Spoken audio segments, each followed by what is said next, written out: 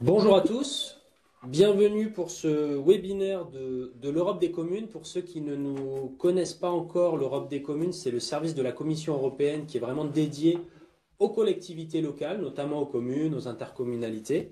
Euh, Aujourd'hui, dans ce webinaire, on va vous parler de lutte contre les discriminations. On va discuter un peu de ce que l'Europe fait en la matière et puis de manière très concrète, comment l'Europe peut vous aider à monter des projets sur votre territoire de lutte contre les discriminations.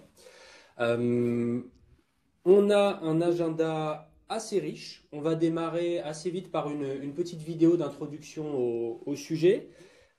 Ensuite, on a la chance d'avoir trois intervenantes. On a tout d'abord Vanessa Kabuta de la DG Justice à la Commission européenne à Bruxelles qui nous fera un petit zoom sur la politique de lutte anti-racisme spécifiquement. Et ensuite Marion Lalisse de la même équipe à la DG Justice qui nous parlera un petit peu de lutte contre la haine anti-musulman. On aura ensuite un temps avec Christine Maroteux qui fera un zoom sur le programme SERVE, pour ceux qui ne connaissent pas encore, qui est le programme qui va vous permettre d'aller chercher des financements très concrets pour certains de ces projets. Et puis on gardera du temps à la fin pour des questions-réponses. Alors merci à tous ceux déjà qui ont envoyé des questions en amont, qui ont permis à nos intervenantes de se préparer. Pour le reste, on répondra à un certain nombre de questions et on essaiera aussi de répondre par écrit s'il y a des questions qu'on n'aura pas eu le temps de saisir aujourd'hui. Voilà, vous aurez les slides et vous aurez le replay aussi à la suite de ce webinaire. On passe tout de suite à la vidéo d'introduction.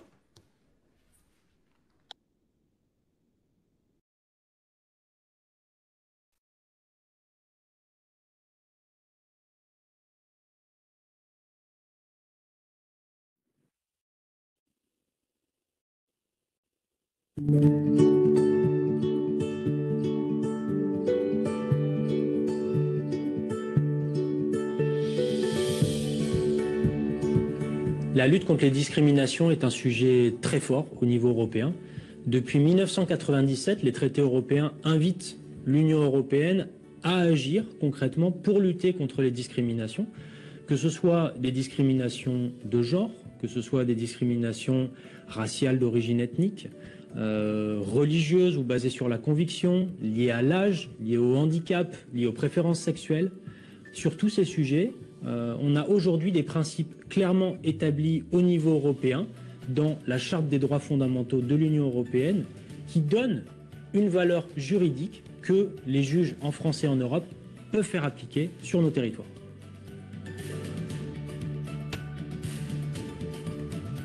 En plus de cette Charte des droits fondamentaux, il existe un certain nombre de directives plus spécifiques, plus sectorielles, qui visent à lutter contre les différents types de discrimination. Si on prend les discriminations de genre, par exemple, il existe depuis les années 90 une directive générale sur l'égalité femmes-hommes au travail, qui elle-même a été complétée par des directives plus spécifiques, par exemple une qui encadre les droits des femmes enceintes au travail, femmes qui viennent d'accoucher, femmes allaitantes.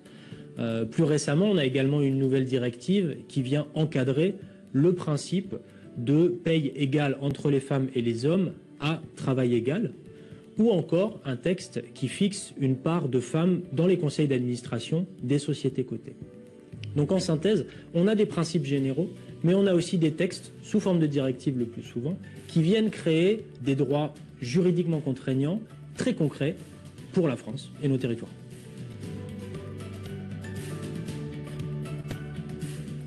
En plus des textes juridiques dont nous avons parlé, l'Europe se dote également de plans d'action, de stratégies plus concrètes qui listent des actions vraiment concrètes mises en œuvre au niveau européen et au niveau national pour lutter contre les discriminations. Alors, 4 stratégies principales sur la période.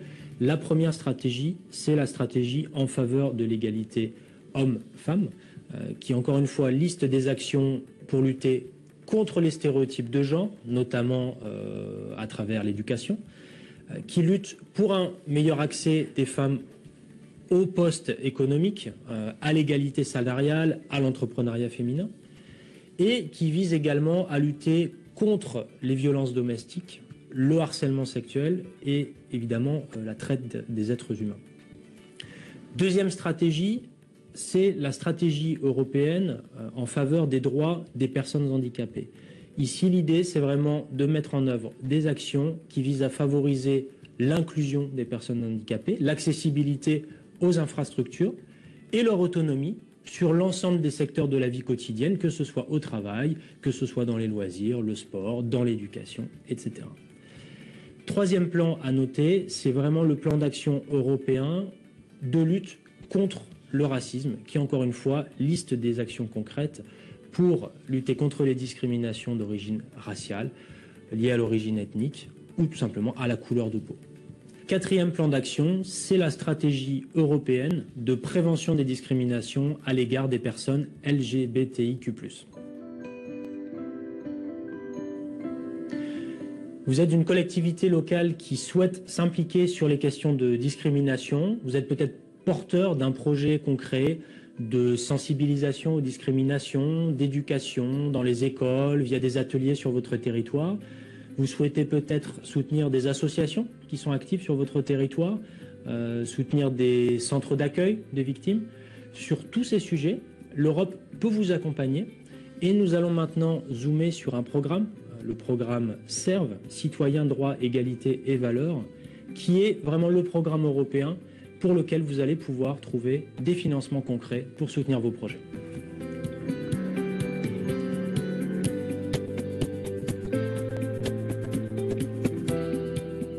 En quelques mots, le programme Citoyens, Égalité, Droits et Valeurs est un programme financé par la Commission européenne qui vise à soutenir et à développer des sociétés ouvertes, démocratiques, égalitaires et inclusives qui sont fondées sur l'état de droit. Plus concrètement, ce levier de financement a pour objectif de soutenir des projets de lutte contre les discriminations et contre les violences faites aux femmes et aux enfants, mais également de promouvoir la participation citoyenne. Le programme SERV est divisé en 4 volets. Le second volet du programme, qui est intitulé Égalité, droit et égalité de genre, est entièrement dirigé vers la lutte contre les discriminations.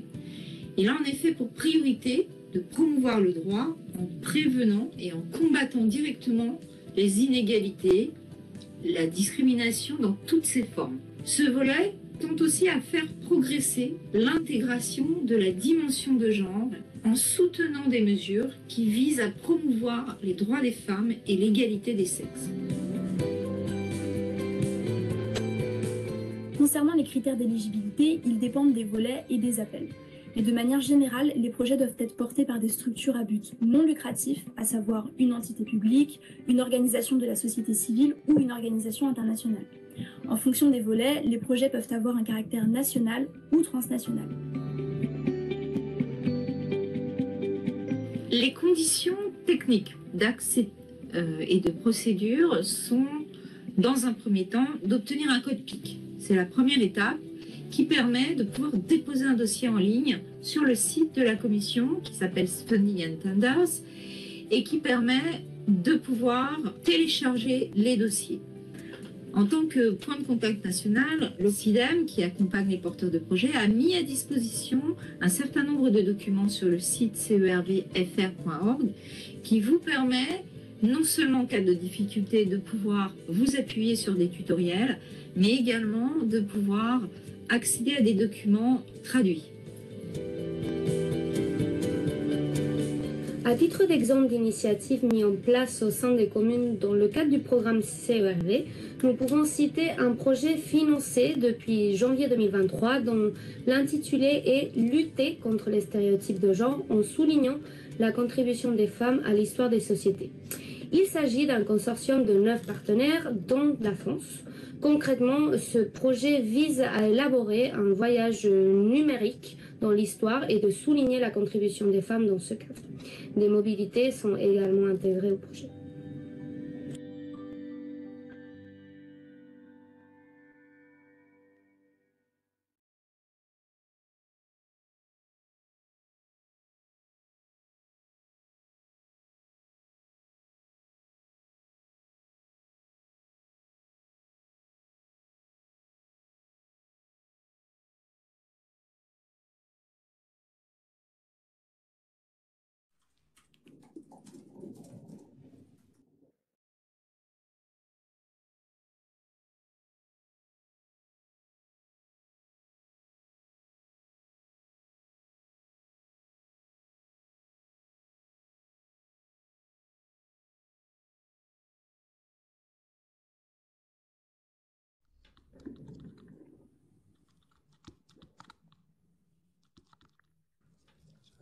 sans qu'il y ait des petits problèmes.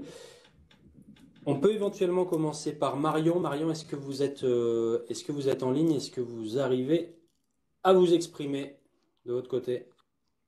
Oui, bonjour, je vous entends maintenant. Donc, je ne sais pas, est-ce que le souci était de votre côté? Est-ce que vous voulez que je commence ou vous voulez donner la parole à Vanessa? Je pense qu'elle est également connectée. Alors, ben, on va commencer par vous si effectivement on vous entend bien, parce que du côté de Vanessa, ça avait l'air plus compliqué le temps qu'on comprenne ce qui se passe. Donc, je vous laisse la parole. D'accord, merci beaucoup. Merci pour cette invitation. Donc, je suis Marion Lalisse, je suis la coordinatrice de la Commission européenne pour la lutte contre la haine envers les musulmans. Et c'est un poste que j'occupe depuis février de cette année. Bien qu'il soit un poste qui a été créé en 2015 par le vice-président Timmermans à l'époque, euh, par la même occasion, il a créé deux postes. Un poste pour lutter contre l'antisémitisme. Donc, nous avons une coordinatrice, Katharina von Schnurbein, pour lutter contre l'antisémitisme et moi-même pour la lutte contre la haine envers les musulmans. Donc, je suis la troisième personne à occuper ce poste. Donc, le mandat, c'est bien évidemment de mettre en œuvre ce que on appelle l'union de l'égalité. L'union de l'égalité pour tous, quelle que soit la religion, quelle que soit l'origine ethnique, quelle que soit l'orientation sexuelle, les situations éventuelles d'handicap, etc., etc. Donc c'est une vision universaliste des droits fondamentaux, des droits de l'homme dans l'Union européenne. Donc mon poste est là grâce à une fondation, à une base légale bien ancrée. Donc, ça fait partie de l'article 2 du traité sur l'Union européenne pour vraiment lutter contre les discriminations et mettre en œuvre le respect de la dignité humaine pour tous, la liberté, la démocratie, l'égalité, l'état de droit. Et outre cet article 2, nous avons l'article 21 de la Charte des droits fondamentaux qui s'applique également donc pour des questions de racisme sur la non-discrimination. Donc mon mandat s'inscrit, dans le plan d'action qui sera, expliqué par Vanessa plus tard, un plan d'action contre le racisme.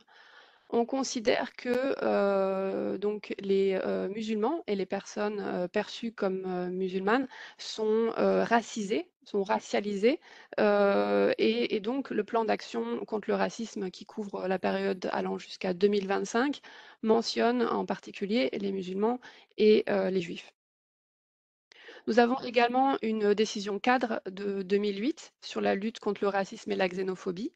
Et cette décision cadre mentionne la religion, donc ce qui permet d'éviter l'incitation à la haine envers les musulmans, les juifs, mais toutes les religions en général dans l'Union européenne. Et là, les États membres ont vraiment un rôle clé pour mettre en œuvre cette décision cadre. Donc, je suis le point de contact pour tout un nombre d'acteurs institutionnels, société civile, des chercheurs, des personnes représentatives de la communauté musulmane en Europe. Et c'est une communauté qui est très importante en tant que minorité, donc la plus grande minorité religieuse dans l'Union européenne, et en particulier en France, comme vous le savez, où on estime avoir la plus grande communauté musulmane selon, en termes de nombre, avec donc 5,7 millions et 4,9 millions en Allemagne. Donc ce sont des communautés qui parfois sont historiquement présentes, parfois c'est de la migration plus ou moins récente, mais ce qui est important aussi, c'est le narratif, c'est-à-dire le discours qu'on a au sujet de ces personnes musulmanes ou perçues comme musulmanes, parfois chrétiennes, parfois juives, parfois yazidis, parfois bahaï, mais qui sont stigmatisées comme musulmanes. Donc, il est important pour nous d'adopter un discours inclusif qui permet de montrer que nous sommes tous des êtres humains et nous avons le droit de participer activement à la société. Donc, mon rôle, c'est de s'assurer que toutes les politiques de l'Union européenne ne stigmatisent pas une religion ou une autre, d'améliorer le dialogue entre communautés, entre individus, entre organisations et élaborer des politiques basées sur des données. Donc nous avons l'Eurobaromètre, par exemple, qui sonde l'opinion publique. Nous avons des données de l'Agence des droits fondamentaux, FRA, qui nous permettent d'évaluer les sentiments de discrimination ou l'opinion publique dans tous les pays de l'Union européenne. Donc d'ici mi-2024, j'ai comme ambition de consulter un certain nombre d'acteurs et de rédiger un document à l'échelle européenne qui établira un diagnostic sur la haine envers les musulmans et proposera des solutions. Et c'est ici que le rôle des municipalités, des autorités locales est indispensable, puisque parfois ce sont vraiment les acteurs qui permettent de faire la différence et d'assurer une lutte contre la haine et contre le racisme. L'Eurobaromètre de 2019 nous permet de comprendre aussi le sentiment en France de la population et finalement nous sommes, enfin la France, je dirais, est assez bien placée sur, par exemple, la question de travailler avec une personne de confession musulmane. Donc 87 de la population française disait qu'elle se sentait confortable, elle était à l'aise à l'idée de travailler avec un musulman et ce qui est donc au-delà de la moyenne européenne. Voilà, donc nous étions troisième, il y avait la Grande-Bretagne et les Pays-Bas à l'époque en tête, puis la France. Le FRA nous dit aussi que voilà, les musulmans se sentent discriminés, donc l'agence fondamentale, l'agence sur les droits fondamentaux. Un tiers des musulmans en Europe se disaient discriminés dans l'emploi. Donc, ce que je voulais vous dire aussi sur les actions de l'Union européenne, c'est qu'effectivement, nous avons des financements de plusieurs directions générales qui permettent d'adresser le problème de racisme et de discrimination. Nous avons le fonds CERV, dont mes collègues vous parleront plus tard, donc CERV, qui donc nous permet de donner des financements à diverses organisations, y compris sur la lutte contre la haine envers les musulmans. Nous avons eu par le passé des projets portés au niveau local, mais nous avons aussi par exemple des financements de la Direction générale Home, qui s'occupe de la migration et de la sécurité, sur la sécurité des lieux de culte, donc quelle que soit la religion. Et par le passé, nous avons eu des initiatives importantes sur des bonnes pratiques pour la prévention et la gestion des attaques et sur, par exemple, les églises, les mosquées, etc., etc. Donc, ce sont des initiatives diverses et qui ne sont pas toujours portées par ma propre direction générale. Ensuite, je voulais vous parler de la coalition européenne contre le racisme, ECAR, donc ECCAR. Je vais essayer de vous mettre dans le chat maintenant ou plus tard un lien.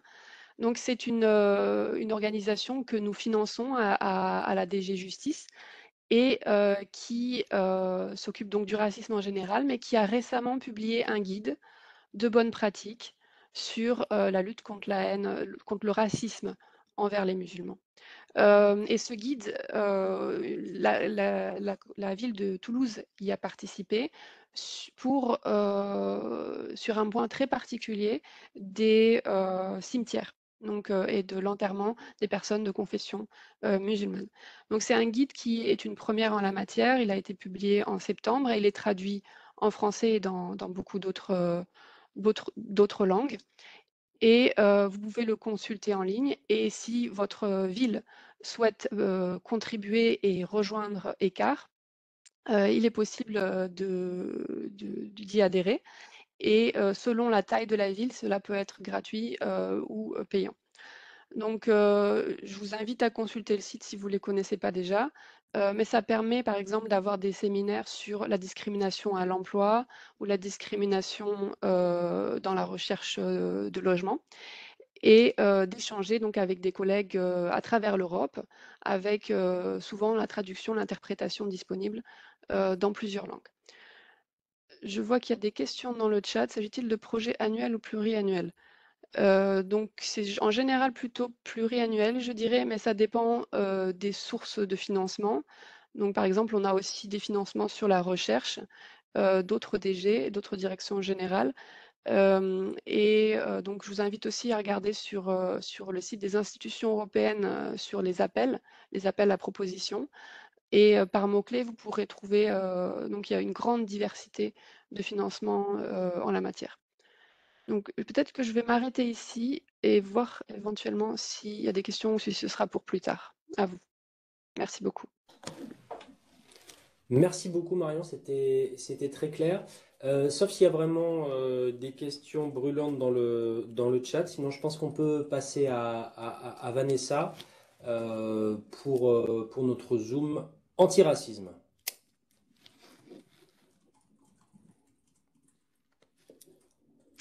Oui, justement, est-ce que vous m'entendez? Oui, c'est parfait. Parfait, oui. Super. Alors, déjà, je tenais à vous remercier pour l'invitation, mais aussi à m'excuser pour les petits soucis de connexion que j'ai eus tout à l'heure. Heureusement, ben voilà, je suis là. Oui, donc moi, j'aimerais vous présenter le plan d'action de l'Union européenne contre le racisme. Cette présentation, je vais la faire en 3 temps. Je vais d'abord je vais expliquer, ce qui concerne le cadre juridique qui est établi au niveau de l'Union européenne. Ensuite, j'en viendrai aux principales caractéristiques du plan d'action, de l'Union européenne, lui-même et enfin, je parlerai des quelques initiatives qui sont possibles de faire au niveau, de la coopération urbaine. Donc voilà, la lutte contre le racisme, la discrimination raciale, la xénophobie et d'autres types d'intolérance reposent sur un cadre juridique établi au niveau de l'Union européenne. J'imagine que ça a été développé déjà par Marion et dans la vidéo, que vous avez pu visionner au départ. Mais il faut rappeler que ce cadre, il est fondé sur un certain nombre de dispositions de traités, ainsi que sur les principes généraux de non-discrimination et d'égalité. Alors bien que la lutte contre le racisme exige une action résolue dans de nombreux domaines différents, cette protection, assurée par la loi, elle est primordiale. Nous avons une directive depuis 2000, depuis plus de 2 décennies, qui est la directive sur l'égalité ethnique et raciale, qui interdit la discrimination fondée sur l'origine raciale ou ethnique dans les domaines de l'emploi et du travail, de l'éducation, de la protection sociale, ainsi que de l'accès aux biens et aux services et de la fourniture de biens et services à la disposition du public. Mais le plus important, c'est que, pour, être complet, ce système de protection, contre la discrimination exige avant tout une application effective et il est important aussi de s'assurer que cette protection soit dénuée de failles.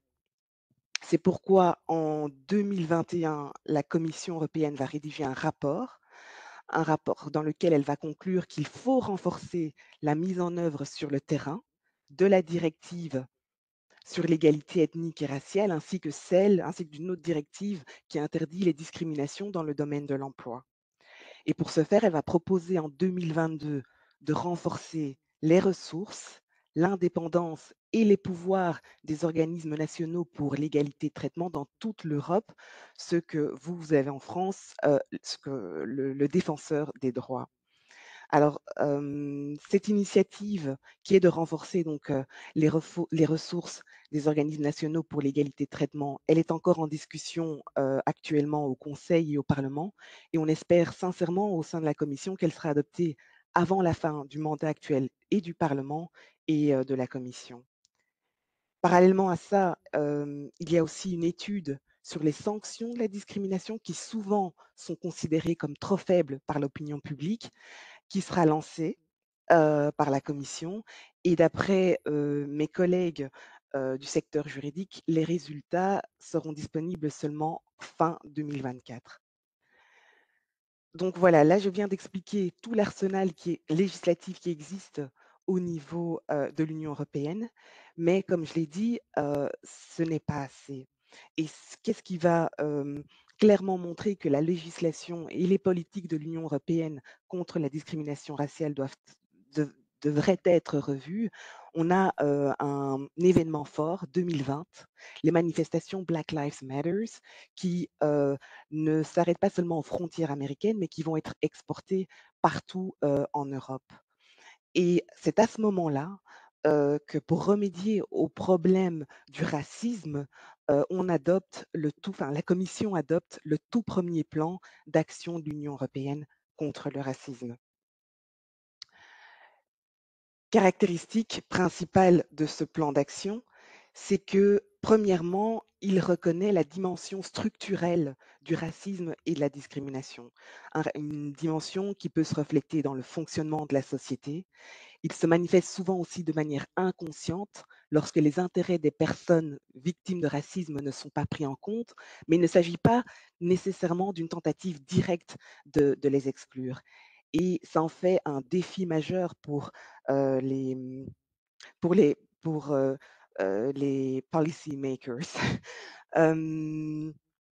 Ce qu'on propose, c'est aussi une perspective intersectionnelle qui permettrait d'améliorer la compréhension du racisme structurel et d'accroître l'efficacité des réponses.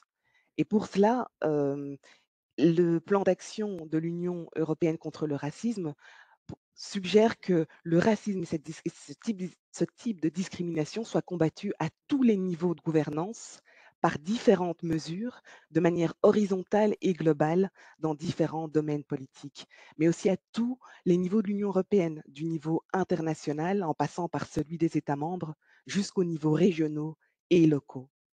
Oui, le plan d'action stipule que les communes et les villes jouent un rôle important dans cette lutte au niveau local et régional. On est bien conscient qu'elles ont beaucoup d'expertise dans l'élaboration de stratégies efficaces et aussi dans la constitution de réseaux. Et c'est la constitution de réseaux, c'est aussi une des actions du plan d'action pour la Commission, pour les États membres ainsi que les autorités locales, c'est de consulter les parties prenantes concernées. Marion en a déjà parlé. C'est une façon de soutenir efficacement les processus à différents niveaux. Et étant donné que les communes, les municipalités, les villes, les régions sont étroitement liées à la population locale, elles sont des partenaires et des leaders en matière de développement communautaire. Une autre action intéressante du plan d'action, c'est qu'elle recommande aux États membres de disposer de plans d'action nationaux contre le racisme d'ici la fin 2022. Je sais que la France dispose d'un plan d'action national contre le racisme, mais elle encourage aussi des plans d'action locaux en raison des différences contextuelles. Le plan d'action fait référence aux zones rurales qui sont souvent confrontées à des défis spécifiques, par exemple l'éloignement, un manque potentiel de services et d'infrastructures de base, des taux plus élevés de pauvreté, mais aussi des proportions relativement élevées de nouveaux arrivants dans la population. Peut-être pour ne pas trop m'attarder sur les plans d'action nationaux, je peux aussi rajouter qu'en 2021, on a créé un sous-groupe d'experts des États membres et ce sous-groupe a eu la tâche d'élaborer des principes directeurs communs qui seraient nécessaires à l'élaboration de plans d'action nationaux efficaces. D'ailleurs, les lignes directrices ont été publiées l'année passée en mars officiellement. Je pourrais vous envoyer le lien pour ceux que ça intéresse. Je pourrais aussi dire que pour soutenir les efforts des États membres, ce sous-groupe a établi une liste de contrôle pour le suivi de la mise en œuvre de ces principes directeurs, mais aussi un outil de reporting pour la mise en œuvre des plans d'action nationaux contre le racisme. Oui, la Commission continue à soutenir des projets, elle continue à soutenir aussi la constitution de réseaux pour lesquels les villes ont beaucoup d'expertise. Tout à l'heure, Marion a parlé du programme SERVE. Moi-même, je ne vais pas m'attarder dessus, sachant qu'il y aura une présentation à ce sujet. Mais des sujets comme le racisme et la discrimination peuvent aussi être discutés dans le cadre du programme URBACT, et qui est indiqué dans le plan d'action. Alors, ce programme URBACT, il est soutenu par le financement de la politique de cohésion et qui met en relation les décideurs urbains pour aider les villes à développer un ensemble d'actions pour un changement durable dans différents domaines politiques. Pour illustrer mes propos, j'aimerais parler d'un des réseaux Urbact qui a eu lieu durant la période 2018-2021. Ce réseau s'appelait Ville sans rumeurs, Rumorless Cities, comme on dit en anglais, et qui était axé sur le transport de bonnes pratiques, qui abordait la manière de contrer des attitudes négatives à l'égard des groupes représentatifs de la société, comme des groupes établis de longue date, des migrants ressortissants de pays tiers, les Roms, les réfugiés récemment arrivés, des personnes LGBTI, ainsi que les stéréotypes homophobes en général. Et ce réseau des villes sans rumeurs a impliqué à cette époque la ville d'Amadora au Portugal, d'Hambourg en Allemagne, de Messine en Italie, de Cardiff au Royaume-Uni, de Varsovie et en Pologne et d'Alba Iulia en Italie. Ce travail de lutte contre la discrimination raciale peut aussi s'appuyer sur la coopération avec le réseau des grandes villes européennes, Eurocities, mais aussi, sur les travaux qui sont menés par la Coalition européenne des villes contre le racisme, ECAR, qui a déjà été mentionné par ma collègue Marion. Ce que j'aimerais peut-être dire au niveau d'ECAR, c'est qu'eux ont un plan d'action en 10 points, qui est une excellente ligne directrice pour les villes, les communes, dans l'élaboration de leurs stratégies respectives. C'est-à-dire que nous, on travaille, on a un partenariat aussi avec ECAR et on aimerait aussi souligner que leur plan d'action en 10 points présente de nombreuses similitudes avec le plan d'action antiracisme de l'Union européenne. Ils mettent l'accent sur la collecte de données, sur l'égalité. Ils mettent l'accent sur la lutte effectivement contre le racisme et la discrimination par l'éducation, mais aussi par le soutien aux victimes et par la sensibilisation, qui sont aussi des points importants pour la Commission européenne. J'ai parlé donc du programme Urbact, de Eurocities, d'ECAR. Il existe aussi le programme de coopération urbaine internationale, qui aujourd'hui s'appelle Coopération urbaine et régionale internationale, qui se concentre sur 3 réseaux thématiques, dont l'un est lié à la cohésion sociale. Il y a aussi la Convention des maires pour le climat et l'énergie, qui pourrait aussi servir de plateforme ou de modèle pour développer davantage de l'action au niveau des villes en faveur de l'égalité raciale, en plus de soutenir l'inclusion sociale à travers des domaines comme la lutte contre la précarité énergétique ou l'accès à un logement décent.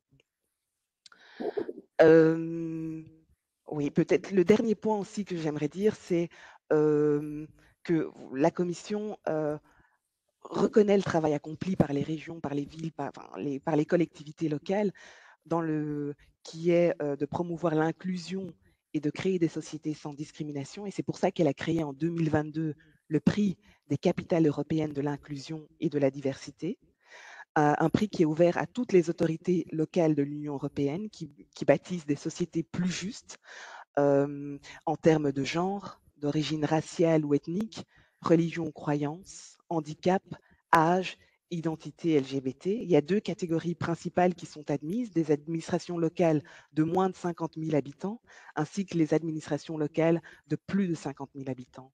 Et pour votre info, une prochaine édition est prévue pour 2024. Je ne manquerai pas d'envoyer des informations à ce sujet à votre représentation.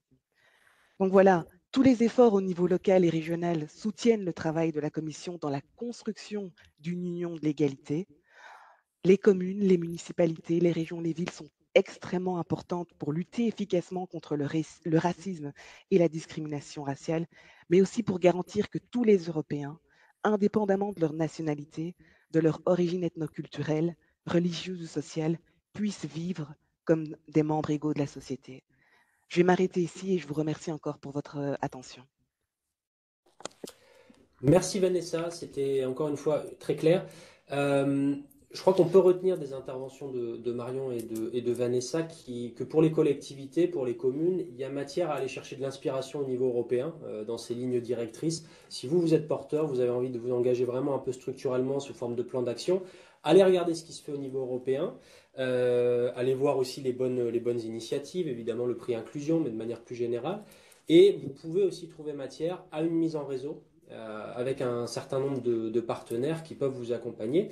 Vanessa a mentionné Urbact. Si ça vous intéresse, je vous invite à aller voir un webinaire qu'on a fait maintenant il y a quelques mois qui s'intitule de mémoire Pourquoi travailler en réseau au niveau européen. Vraiment pourquoi c'est intéressant pour les collectivités. On va essayer de vous mettre le lien dans le chat, voilà, pour approfondir cette problématique-là. Je laisse la parole à Christine parce qu'on est plutôt en retard sur notre timing pour laisser du temps aux questions. La parole est à Christine sur le programme CERV. Merci beaucoup, merci pour cette invitation pour faire un petit focus sur le programme. Alors, je vais essayer de faire court puisqu'on a eu déjà un aperçu à travers cette première vidéo et je sais qu'il y a beaucoup de questions qui sont assez pointues auxquelles on pourrait répondre. Donc, juste une présentation assez rapide. Cet axe de la lutte contre les discriminations, il est couvert notamment par le volet 2, mais on verra que ce n'est pas forcément les seules possibilités pour traiter de la lutte contre les discriminations. Et j'insiste également sur le fait que le programme SERV est un programme qui a un axe de lutte contre les discriminations sur toutes les formes de discrimination. Et c'est la raison pour laquelle vous avez différentes priorités, différents axes et différents appels à projets qui seront axés soit sur la parité homme-femme, soit sur quelque chose d'un peu plus global sur les luttes contre les formes d'intolérance et qui là concerne là encore toutes les formes de discrimination, que ce soit sur l'âge, la religion, la croyance, le sexe. Donc on a différentes priorités autour notamment, vous allez voir, des publics dits à risque, type les publics LGBTQIA+, ainsi que différents publics qui peuvent être victimes de discrimination. Un autre point très important par rapport aux appels à projets, c'est que la Commission insiste beaucoup sur l'aspect de l'intersectionnalité, c'est-à-dire démontrer aussi à travers les projets que les victimes le sont, mais dans différents moments de leur vie, que ce soit public comme privé, et que ces projets intègrent l'ensemble de ces dimensions. Alors, on va passer on va rentrer directement dans le vif du sujet.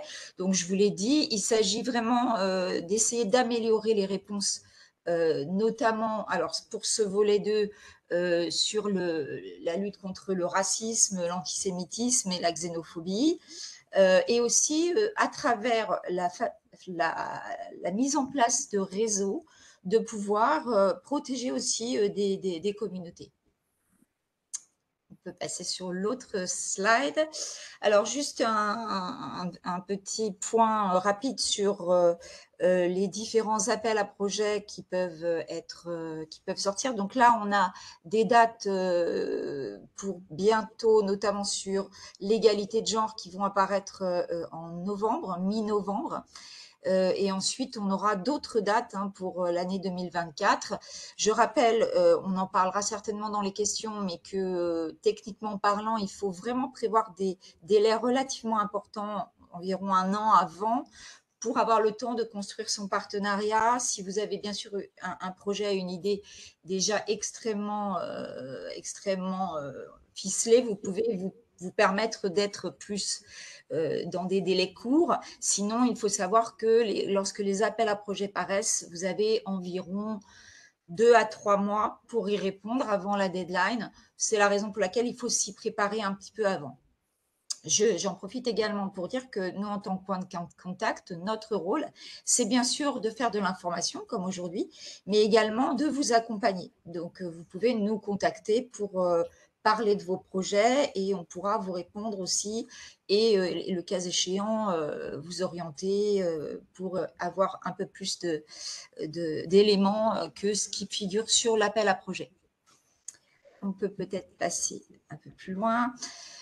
Voilà, donc les différentes priorités, vous le voyez, c'est ce que je vous disais tout de suite, les différentes priorités, elles permettent de balayer un champ très large de discrimination, puisqu'on peut avoir des projets qui portent sur des publics aveugles, on a des projets sur des publics LGBTQIA+, qui autour de la mise en place de dispositifs qui vont aider les victimes soit à mieux connaître leurs droits, soit à leur permettre d'avoir accès à des organismes de défense. Donc, il y a vraiment une palette très importante de projets possibles autour de ces priorités.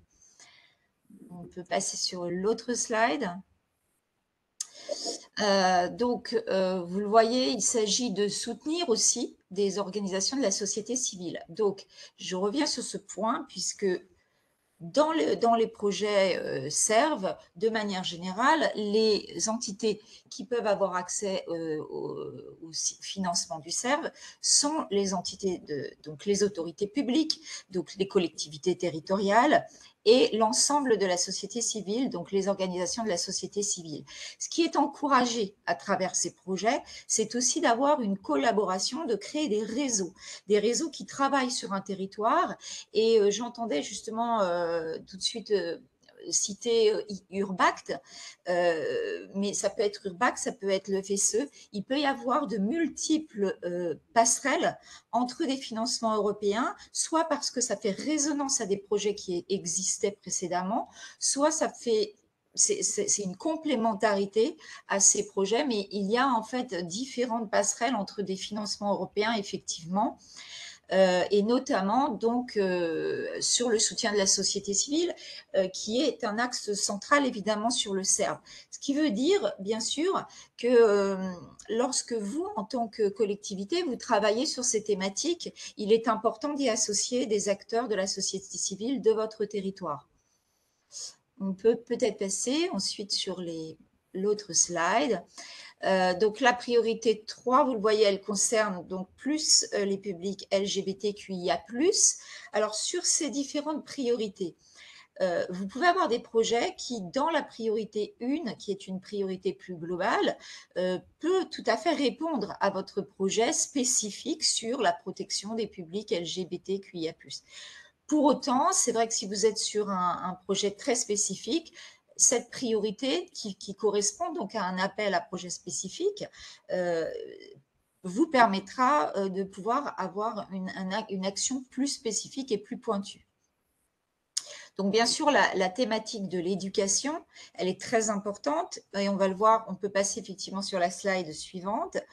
Elle est très importante aussi au niveau des activités que vous allez mettre en place. Alors, on vous a mis un panel. Le SERV est un programme qui laisse une grande liberté sur la mise en place des activités. Ce qui importe, ce n'est pas tant les activités en elles-mêmes, mais plutôt ce qu'elles servent. C'est-à-dire qu'elles doivent servir votre projet et que ce projet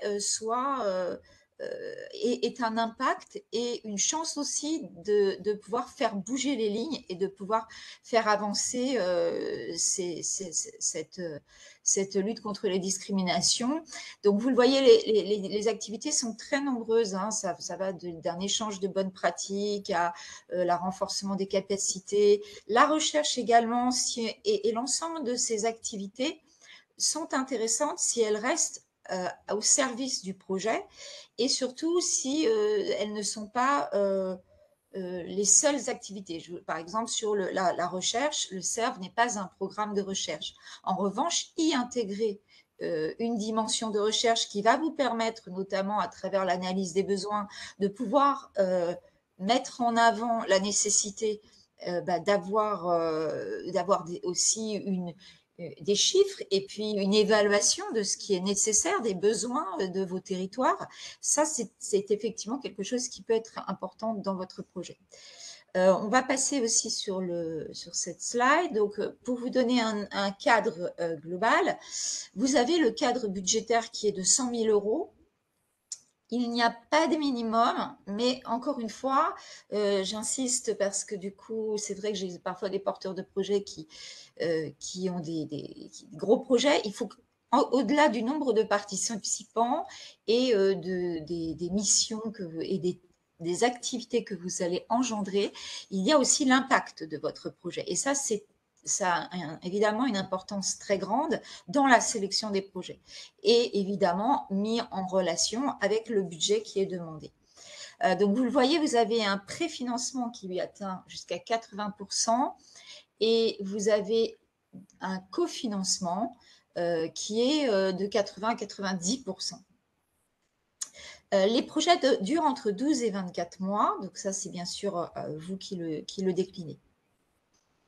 On peut passer, donc j'ai oublié aussi de rappeler qu'il y a 2 organisations minimum, 2 organisations qui peuvent être nationales ou transnationales, même si une certaine préférence est donnée aux projets transnationaux, vous avez tout à fait la possibilité de déposer sur des projets nationaux. Alors, je voulais juste citer rapidement les autres volets, parce qu'on n'a pas le temps, évidemment, de passer en revue tous les volets qui concernent la lutte aussi contre les discriminations, notamment sur l'égalité de genre, qui était un point important sur le CERV, et également les droits de l'enfant. Donc, l'ensemble des publics qui peuvent être victimes de discrimination ou qui peuvent avoir des fragilités. Pour terminer, je voulais juste dire un mot sur le fait qu'il était également possible, et là je m'adresse aux collectivités qui, je le sais, puisque j'ai souvent l'occasion de vous rencontrer, qui travaillent notamment autour des jumelages de villes, il est aussi possible d'intégrer cette thématique de lutte contre les discriminations, et j'ai des porteurs de projets qui ont des projets de jumelage de villes sur lesquels il y a la thématique de la lutte contre les discriminations qui est intégrée. Donc là aussi, on ne peut pas, évidemment, nous n'avons pas le temps de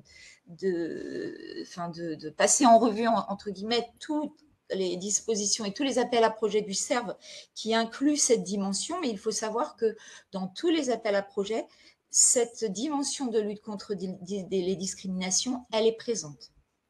Voilà, j'ai essayé de raccourcir au mieux et pour vous laisser un peu de temps sur le dépôt de candidature, je pense que vous pouvez aussi consulter notre site, cervfr.org, donc vous allez avoir les coordonnées tout de suite et qui vous permettra d'avoir un ensemble de tutoriels, un ensemble d'informations, mais également dans les ressources documentaires, ce qui a été évoqué aujourd'hui, l'ensemble des stratégies, des chartes qui peuvent être aussi importantes dans les politiques européennes, qui vous permettent aussi, si vous déposez des projets, de vous appuyer. Voilà, je vais maintenant vous laisser poser les questions que vous souhaitez. Vous avez ici notre site et vous pouvez bien entendu nous faire appel à nous. Un grand merci, Christine, aussi pour l'effort de concision. Donc vraiment, gardez en tête qu'il y a de l'argent à aller saisir, pour être concret, pour des projets d'envergure, qu'il faut faire un peu attention quand même au calendrier parce qu'on parle de choses qui se préparent en amont et il faut s'inscrire dans un appel à projet au bon moment. Mais n'hésitez pas et Christine et son équipe sont là pour vous accompagner de manière très concrète. Donc n'ayez pas peur, allez voir plus en détail et puis postulez, bien sûr. On va ouvrir le temps de questions-réponses. Je vous invite à lever la petite main jaune, je crois, pour nous signaler que vous voulez parler et puis on vous donnera la parole.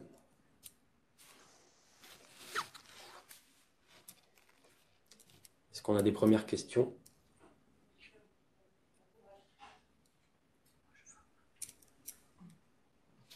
On a un public timide ou qui a eu toutes les informations dont il avait besoin, l'un ou l'autre.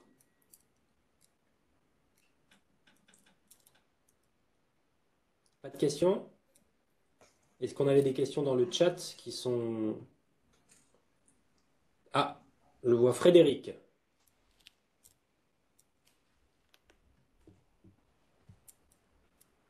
Frédéric, on vous écoute.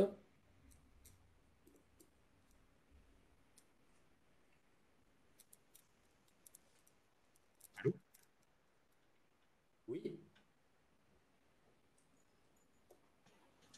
Est-ce que vous m'entendez? Oui, tout à fait.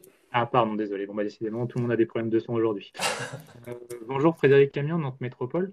J'avais une question pour Madame Mareto, s'il vous plaît. J'ai cru comprendre qu'il y allait avoir un call au mi-novembre, vous mentionnez sur l'égalité. Est-ce que vous avez un tout petit peu plus d'informations à cette date dessus pour anticiper un minimum Alors, des informations non, pas spécifiquement. En revanche, ce qu'il est possible de faire, c'est qu'on peut vous envoyer l'ancien call, ce qui quand même va vous permettre, parce que normalement les priorités seront toujours les mêmes, entre 2022 et 2024. Donc là, vous pouvez déjà avoir un outil de travail et on peut vous envoyer également le dossier de subvention qu'on a traduit et qui vous permettra d'avoir déjà un certain nombre d'éléments. Et ensuite, on peut parler avec vous du projet que vous avez en attendant que le call paraisse, puisqu'effectivement, il risque d'y avoir peu de temps pour ensuite déposer. Donc, si vous nous envoyez par chat, j'ai ma collègue qui est présente aussi sur le webinaire, on va prendre vos coordonnées et on va vous envoyer les documents. Ou bien sûr, vous pouvez aussi aller sur notre site et nous envoyer un mail comme vous le souhaitez. D'accord, bah, je vous contacterai. On avait déjà échangé sur un serve précédent. Merci beaucoup. Merci. Je crois que dans le chat, Claire demande des exemples de projets. Alors, il y en a certains qui étaient mentionnés dans la vidéo. Est-ce que Christine et vos collègues ont des exemples en tête précis pour donner un peu d'inspiration, ou est-ce que c'est plutôt quelque chose qu'on fournira par la suite, à la suite du webinaire? Oui, je pense que ce serait peut-être. J'ai peur que ça prenne un peu de temps quand même de décrire des projets. Effectivement, les projets de lutte contre les discriminations, ils peuvent être issus de collectivités qui vont mettre en place des campagnes d'information, qui vont y associer des associations autour d'une thématique. Alors, par exemple, là, j'avais un projet sur les publics LGBT. Et donc, sur une charte qu'ils souhaitent mettre en place au sein d'une collectivité dans les services centraux et en même temps diffuser cette information et avoir des actions de sensibilisation à l'extérieur. Donc, il peut y avoir vraiment des multiples variantes. Ça peut évidemment s'appuyer sur des actions de sensibilisation, comme on l'a dit, mais également des actions de formation qui peuvent être en direction soit de publics cibles dans les collectivités ou des publics, ça peut être des publics de crèche, ça peut être des publics qui sont en contact avec des personnes qui sont victimes de ces discriminations, soit pour les former à accueillir la parole. Donc, c'est vraiment très varié. Moi, ce que je vous invite aussi à faire pour que ce soit vraiment plus parlant, sur le site de la commission, vous avez un onglet qui s'appelle, sur le site du CERV, qui s'appelle Results et qui intègre l'ensemble des projets qui ont été sélectionnés. Et donc, c'est assez intéressant parce que ça vous permet aussi de voir d'autres projets qui ont lieu sur d'autres pays. Il y a le résumé qui est relativement court et qui vous permet d'avoir une vision assez synthétique sur l'ensemble des projets qui peuvent être développés. Donc, je vous invite vraiment à aller sur le site Funding and Tenders, où vous pourrez voir l'ensemble de ces projets. J'ai vu une autre question passer, je crois, sur les contacts. Alors, le contact, là, c'est nous uniquement. On est le point de contact national. On n'a pas d'antenne. Donc, on est basé effectivement sur Paris et vous pouvez nous joindre sur notre site. Christiane, on avait une question aussi sur le taux de cofinancement, et puis c'est peut-être l'occasion aussi de rappeler le taux de prépaiement versus post-paiement. Oui, alors il y a un point extrêmement favorable pour les personnes qui ont un peu l'habitude aussi, même sur les financements, c'est que sur le CERV, vous avez alors une demande de cofinancement entre guillemets, puisque vous avez un financement qui est très élevé, entre 80 et 90% en fonction des appels à projets, et vous avez la possibilité de valoriser vos volontaires sur le cofinancement restants. Donc, c'est vraiment extrêmement précieux. Il y a un autre point extrêmement précieux en termes de budget, qui est le passage au financement forfaitaire. À la suite donc des différents d'autres remontées qui ont eu lieu des porteurs de projets, la commission a modifié le travail sur notamment le volet 2, c'est-à-dire que vous avez, ce qui est assez normal, l'obligation de fournir un budget détaillé sur l'ensemble des activités que vous allez mettre en œuvre par rapport au salaire, etc. Mais une fois votre projet sélectionné et une fois votre convention signée, vous êtes dans un financement forfaitaire, c'est-à-dire que vous pouvez, ce qu'on va vous demander à l'issue de votre projet, c'est de prouver que l'ensemble de vos actions ont été réalisées et non de vous demander les factures. Donc, c'est extrêmement précieux parce que c'est souvent un souci de comptabilité et c'est souvent aussi pour ça que les financements européens sont un peu boudés pour ces raisons de complexité. Et là, vous avez vraiment la possibilité de vous détacher ensuite pour vous consacrer vraiment à la réalisation du projet, en ayant bien sûr en tête en revanche que vous aurez à fournir toutes les preuves sur les réalisations, aussi bien en matière de liste d'émargement que de preuves sur la réalisation à travers la communication, etc. Merci beaucoup. Je crois qu'on est arrivé au bout des questions, sauf si quelqu'un se manifeste en dernière minute. Vous aurez donc pour rappel les slides utilisés par Christine, le replay à votre disposition, et puis on vous enverra les liens vers les différents éléments qu'on vous a mentionnés, vers le site du CERV évidemment pour aller voir un peu plus en détail, et vers les liens vers les projets concrets pour que vous puissiez passer autant de temps que nécessaire pour voir un peu le type de projet et trouver l'inspiration. Voilà, on va conclure en 1 heure comme prévu. Merci à Vanessa, Marion et Christine. Merci à tous les participants. Et à bientôt pour un autre webinaire de l'Europe des communes. Bonne journée à tous. Au revoir, merci.